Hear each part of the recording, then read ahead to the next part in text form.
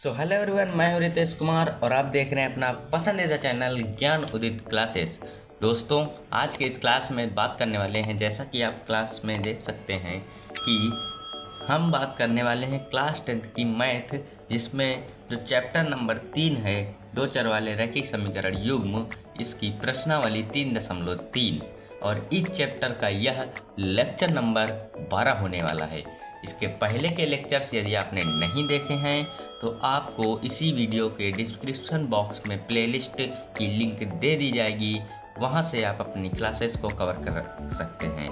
देखिए, प्रश्नावली 3.3 में हमने प्रश्न नंबर 1 के 4 टाइप हैं उनको कवर कर लिया था। इसकी पहले की जो वीडियो है उसमें हमने कवर कर लिया था और आज हम प्रश्न संख्या 2 के जितने सारे टाइप हैं उनको इस वीडियो में ख़त्म करने वाले हैं और शायद आज इसी वीडियो में यह एक्सरसाइज भी ख़त्म हो जाएगी।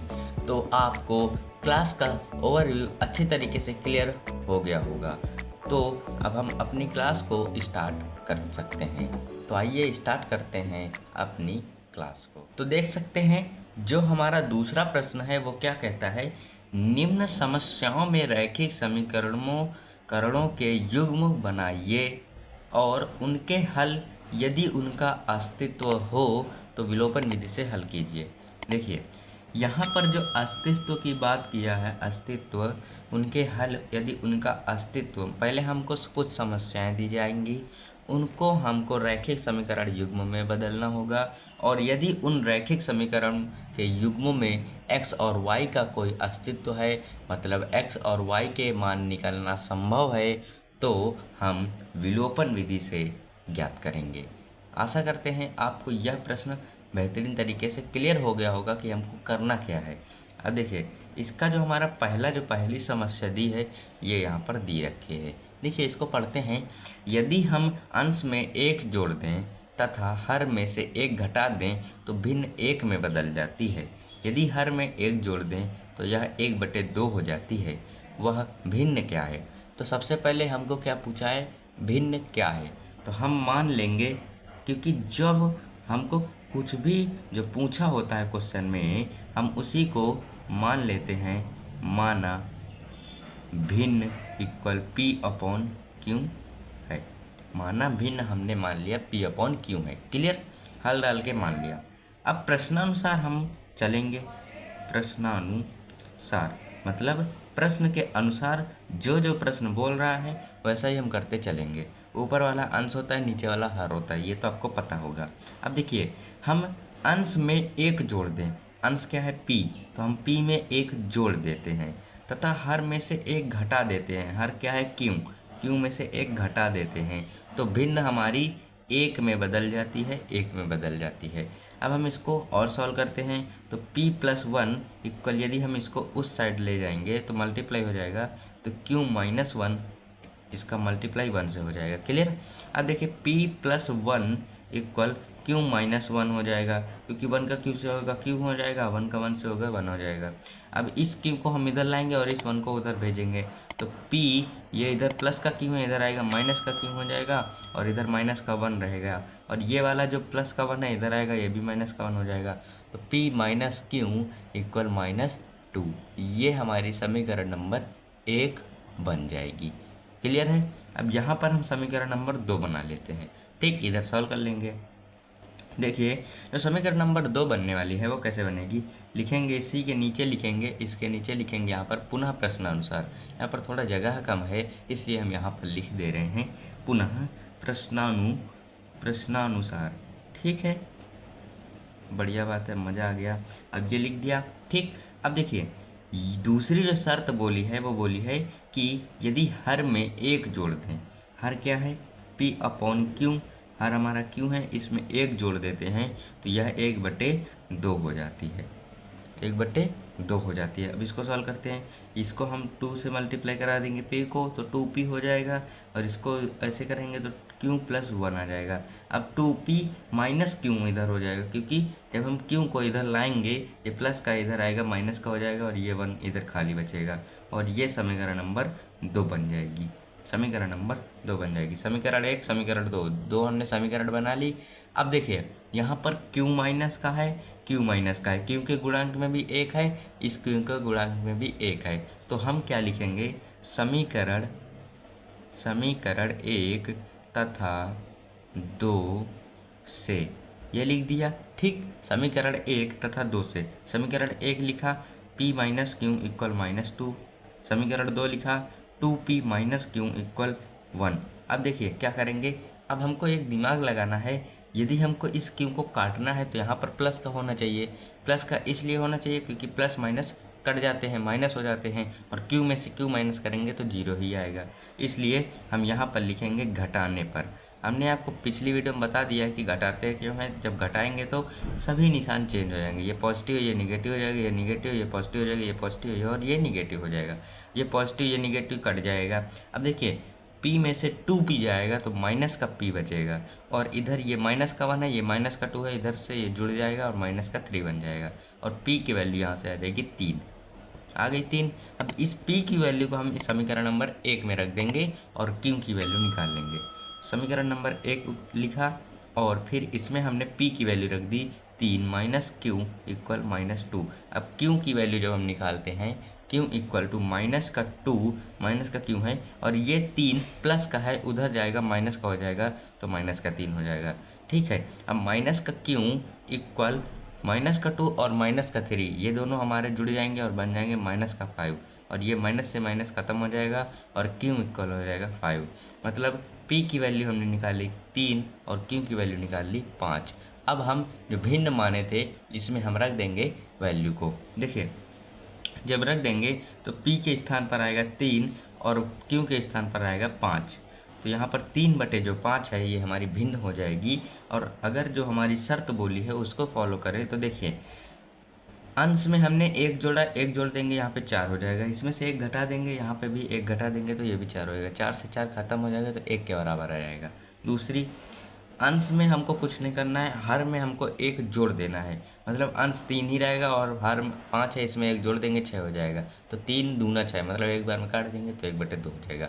मतलब हमारी दोनों शर्तें पूरी हो रही हैं। इस तरीके से हम यह प्रश्न एकदम सत्य तरीके से सॉल्व हो चुका है। आशा करते हैं आपको यह प्रश्न अच्छी तरीके से समझ आ गया होगा। यदि आया है तो वीडियो को अभी लाइक कर दीजिए। अब हम देखते हैं इसका सेकेंड पार्ट। तो देखिए ये जो दूसरा प्रश्न है क्या है, 5 वर्ष पूर्व नूरी की आयु सोनू की आयु की 3 गुनी थी। 10 वर्ष पश्चात नूरी की आयु सोनू की आयु की 2 गुनी हो जाएगी। नूरी और सोनू की आयु बतानी है।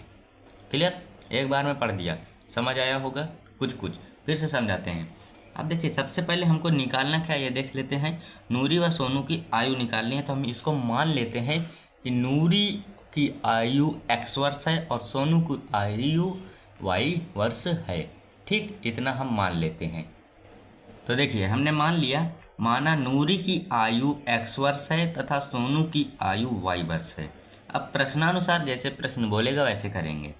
यहाँ पर लिखा है 5 वर्ष पूर्व, मतलब 5 वर्ष पहले की बात हो रही है, तो इस नूरी से 5 वर्ष घटा देंगे और सोनू से 5 वर्ष घटा देंगे, मतलब x - 5 इक्वल y - 5। अब क्या बोल रहा है, ये नूरी की आयु है और ये सोनू की आयु है। नूरी की आयु सोनू की आयु की 3 गुनी थी, मतलब यह पहले से 3 गुनी थी और इसको 3 गुनी, मतलब इसके बराबर करने के लिए हमको सोनू वाले में 3 से गुणा कराना पड़ेगा। समझ आया? फिर से समझाते हैं। 5 वर्ष पूर्व मतलब 5 वर्ष घटा दिए पहले चले गए। अब ये जो हम x माने हैं वर्तमान अभी की आयु है, ठीक है, इसमें से जब हम 5 वर्ष घटा देंगे तो ये पीछे चले जाएंगे। अब क्या बोला, नूरी की आयु सोनू की आयु की 3 गुनी, तो ये है पहले से, और जब हम इक्वल का साइन लगाए हैं तो इसको भी तो 3 गुना करना है, तब ये इक्वल होंगे, तो हमने इसका 3 का मल्टीप्लाई करा दिया। समझ आया? अब हम और इसको सॉल्व कर लेंगे तो 3y माइनस का 15 x माइनस का 5 इक्वल 3y माइनस का 15। ये तो है, हमने दोबारा लिख दिया बट कोई बात नहीं। अब देखिए x ये वाला हम इधर लाएंगे तो माइनस का 3y हो जाएगा, और ये माइनस का 15 है और ये प्लस का 5 हो जाएगा जब इधर आएगा। तो इधर बचेगा -10 और इधर बचेगा x-3y और ये समीकरण नंबर 1 बन जाएगी। क्लियर। अब पुनः प्रश्नानुसार आप यहीं से स्टार्ट कीजिएगा। हम यहाँ से कर रहे हैं क्योंकि स्पेस कम है हमारे पास, ठीक है। आप यहाँ डालेंगे पुनः प्रश्नानुसार, फिर आगे लिखेंगे, बट अभी हमारे पास स्पेस कम है इसलिए हम यहाँ पर डालकर लिख रहे हैं। तो क्या है, पुनः प्रश्नानुसार 10 वर्ष पश्चात, मतलब बाद में, 10 वर्ष के बाद। तो नूरी की आयु में 10 जोड़ देंगे और इक्वल कर देंगे, और सोनू की आयु को भी 10 वर्ष बाद बना देंगे। फिर नूरी की आयु सोनू की आयु की 2 गुनी हो जाएगी, ये 2 गुनी हो जाएगी। इसका मतलब जब हमको इसको बराबर कराना है तो सोनू वाले में 2 मल्टीप्लाई कराना होगा, ठीक। तो x + 10 = y + 20। अब x माइनस का इधर आ जाएगा 2y और 20 में से 10 माइनस हो जाएगा, तो x - 2y = 10। ये समीकरण नंबर 2 बन जाएगी। अब ये और ये समीकरण 1 समीकरण 2, इन दोनों को हम यहाँ पे सॉल्व करेंगे। x के गुणांक में 1 है, x के गुणांक में 1 है, तो सॉल्व हो जाएगा। लिखेंगे समीकरण 1 तथा 2 से, हम नहीं लिख रहे हैं, आप लिख लीजिएगा, ठीक। हम डायरेक्ट करते हैं। समीकरण 1 हमारे पास है x - 3y = -10। दूसरी है समीकरण x - 2y = 10। अब देखिए, अब हम घटा देंगे तो यहाँ पे सारे निशान चेंज हो जाएंगे और x खत्म हो जाएगा घटाने पर। ये माइनस का हो जाएगा, ये प्लस का हो जाएगा, ये माइनस का हो जाएगा और ये खत्म हो जाएगा। अब देखिए, माइनस है, ये प्लस है, दोनों घटेंगे तो माइनस का y आएगा, क्योंकि माइनस का 3 बड़ा है। -10 दोनों जुड़कर हो जाएंगे -20 y, और माइनस खत्म, और y की वैल्यू हमने निकाल ली 20। अब इस y की वैल्यू को हम x की वैल्यू में रख देंगे, यहाँ पर रखते हैं, ठीक है। इसमें रख देंगे तो हमको x की वैल्यू मिल जाएगी। तो रख देते हैं, देखिए x की वैल्यू चाहिए है ना, और हमको y की वैल्यू रख देते हैं। तो x की वैल्यू चाहिए -2, y की वैल्यू है 20 = 10। अब x माइनस ये हो जाएगा 40 = 10। x उधर देखिए, ये माइनस का 40 है, उधर जाके हो जाएगा प्लस का 40। मतलब जो नूरी की आयु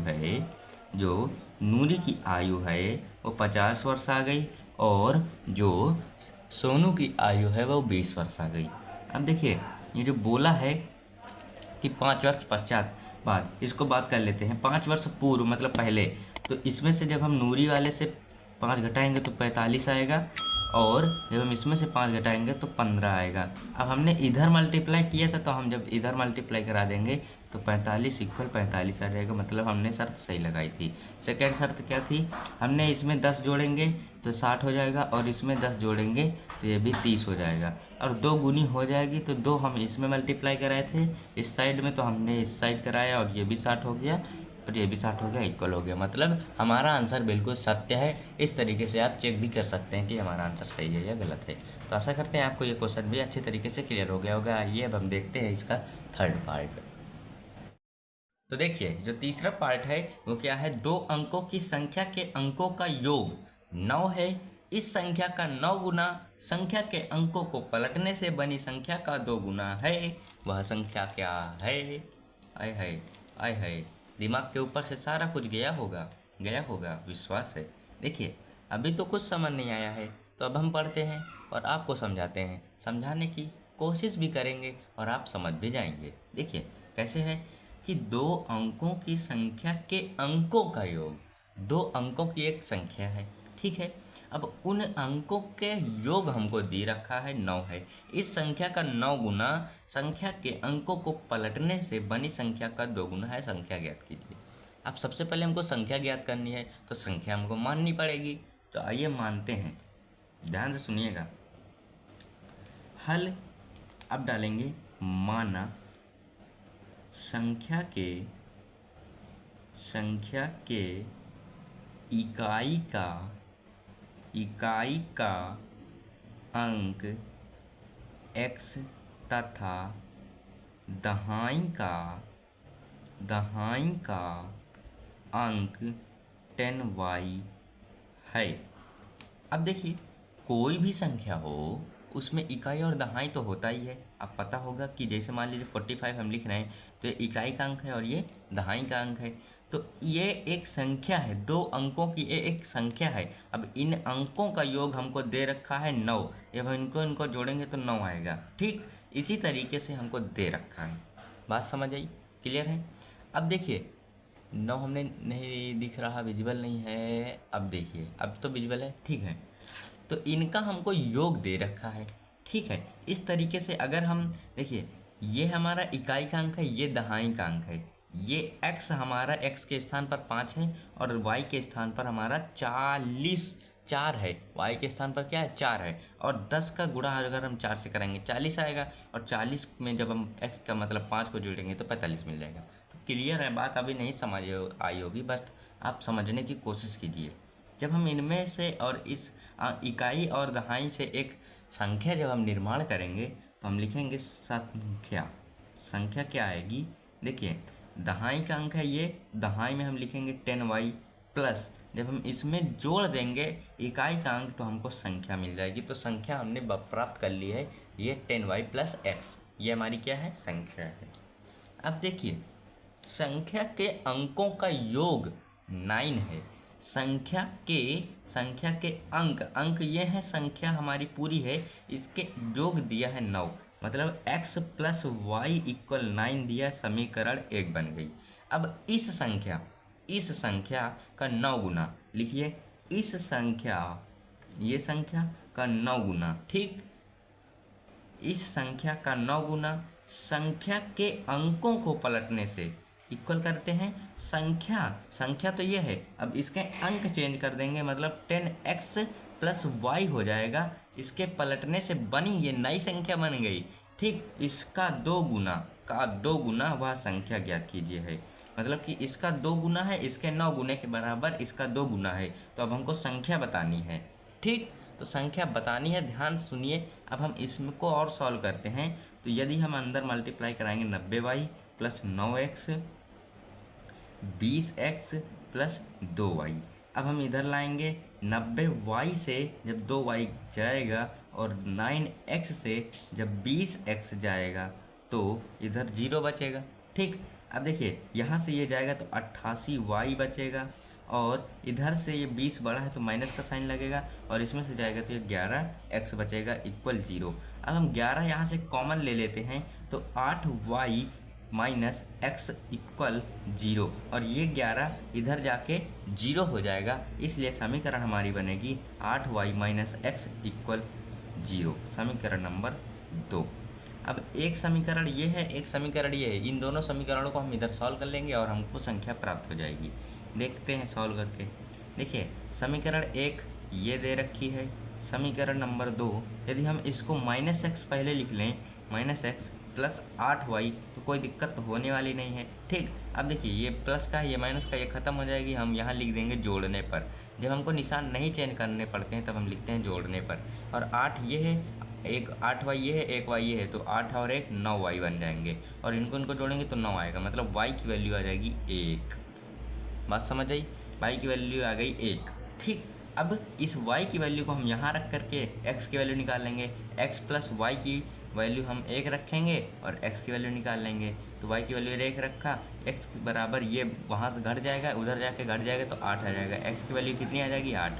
तो अब जो हमारी संख्या है वो क्या होगी? देखिए y के स्थान पर हमको 1 रखना है, तो 10y के स्थान पर 1 रखा प्लस x के स्थान पर 8 रखना है, और 10 का जब हम 1 से मल्टीप्लाई करेंगे 10 ही आएगा, और 8 जोड़ देंगे तो 18 हो जाएगा। तो 18 जो संख्या आएगी ये हमारा आंसर होगा। अगर हम इस पर करके देखें तो देखिए 18 का 9 गुना, 18 नवैया होता है 162। ठीक, 18 का 9 गुना कर दिया। अब 18 के अंकों का योग कर, मतलब कि अंकों को पलट देते हैं, तो अंकों को पलटेंगे तो 81 आ जाएगा। अब इसका 2 गुना मतलब 162। तो 162 और 162 ये दोनों इक्वल हैं, इसलिए ये जो हमारी संख्या ये 18 ये भी एकदम सही है। आशा करते हैं आपको ये प्रश्न भी अच्छी तरीके से समझ आया होगा। यदि नहीं आया तो कोई बात नहीं, आप दोबारा वीडियो को देख सकते हैं। यदि आ गया है तो वीडियो को अभी इसी वक्त लाइक कर दीजिए।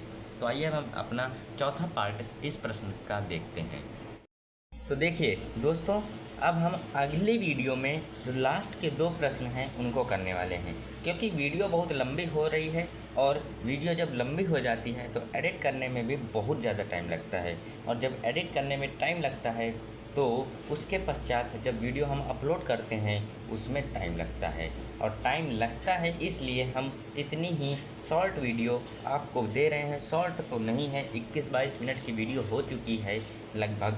तो आप इस वीडियो में आपको केवल 3 प्रश्न हमने बताए हैं, और इन 3 प्रश्नों को इस तरीके से बताया है कि आप कभी भूलने वाले नहीं हैं।